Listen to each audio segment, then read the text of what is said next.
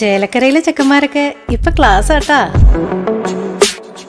അതിനൂതന hi tech സാങ്കേതിക വിദ്യകളോടെ വൻ നഗരങ്ങളെ പോലും വെല്ലുന്ന സൗകര്യങ്ങളുമായി നമ്മുടെ ചേലക്കരയിൽ naturals beauty parlour, doctors tower, near bus stand, Chelakkara. Bike സ്റ്റാർട്ടാക്കുന്നതിനിടെ തീ പടർന്ന് ഗുരുതരമായി പൊള്ളലേറ്റ് ചികിത്സയിൽ കഴിഞ്ഞിരുന്ന യുവാവ് മരിച്ചു.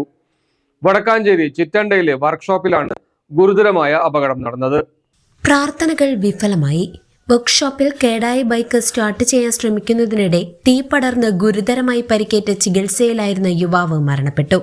ദേശമംഗലം മേലെ തലശ്ശേരി സ്വദേശി അത്താണിക്കൽ വീട്ടിൽ മുസ്തഫയുടെ മകൻ 22 വയസ്സുള്ള മുഹമ്മദ് ഫാരിസാണ് ശനിയാഴ്ച പുലർച്ചെ 3 മണിയോടെ തൃശൂർ മെഡിക്കൽ കോളേജ് ആശുപത്രിയിൽ വെച്ച മരണത്തിന് കീഴടങ്ങിയത്.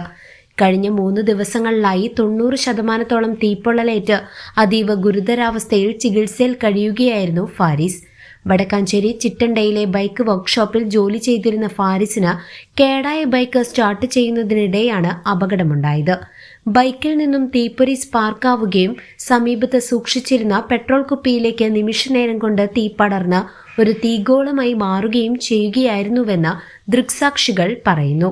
ഉടൻ തന്നെ തൃശൂർ മെഡിക്കൽ കോളേജിൽ പ്രവേശിപ്പിച്ചുവെങ്കിലും പൊള്ളൽ ഗുരുതരമായതിനാൽ ജീവൻ രക്ഷിക്കാനായില്ല. ചെറുപ്പത്തിൽ തന്നെ ജോലിയുമായി മുന്നോട്ടു പോയ ഫാരിസിന്റെ വിയോഗം നാടിന് വലിയ വേദനയായി. News desk CCV.